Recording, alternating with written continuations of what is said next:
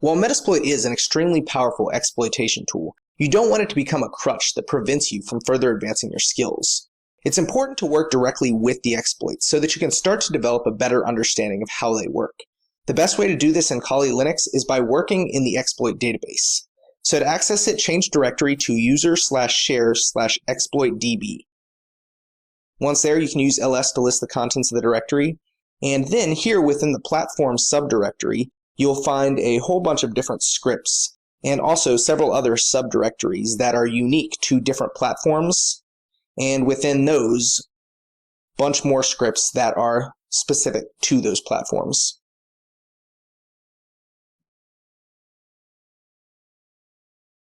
So rather than trying to search through all of these different scripts and trying to find the one that you need that way, you can actually search through the files.csv file that has information about each of the different exploits within these subdirectories.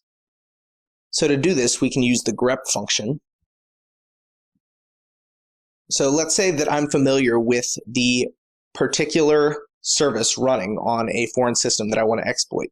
I could use grep, then in this case, free sshd, and then the file that I want to perform the grep on, so files.csv. And here we get a list of each of the different exploits with that keyword in it.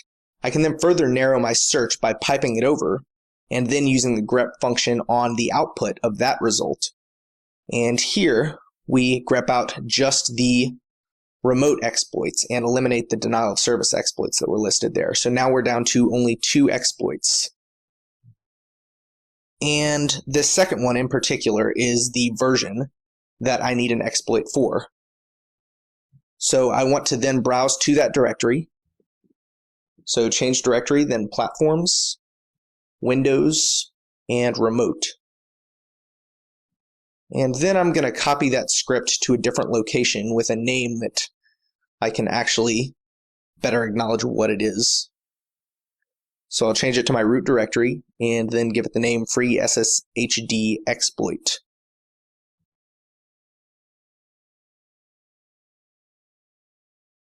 And then we'll change to our root directory. And there's our Perl script right there. So then we'll use the vim editor to view the script. And if we look through this, it's actually not that complicated what it does. Looks like it takes input from the user who executes the script on the host port, the user and password, and the target, which will either be XP Service Pack 2 or Windows Vista. And then after the buffer overflow, it's going to execute this shellcode, which if we browse to the bottom, based on the message it returns to the user, appears to be a shellcode that creates a TCP bind shell on the remote system on port 4444.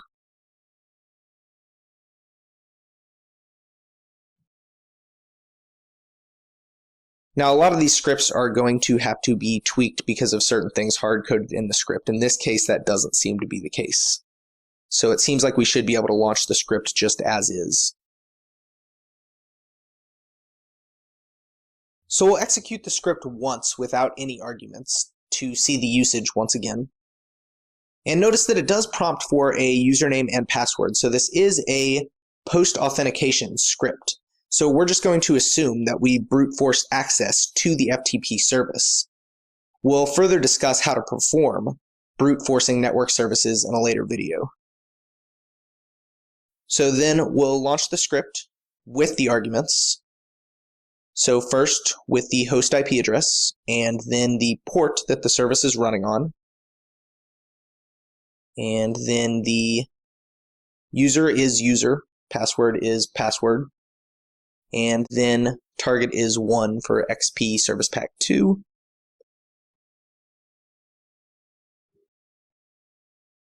And once the script is done running, it tells you that you are now finished and that you can check your shell on port 4444.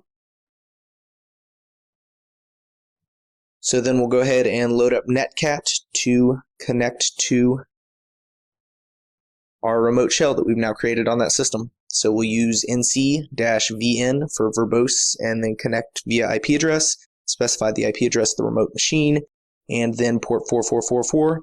And there you have it. We now have a shell on our remote system. So that is how to run an exploit directly from exploit code that you have pulled from the exploit database.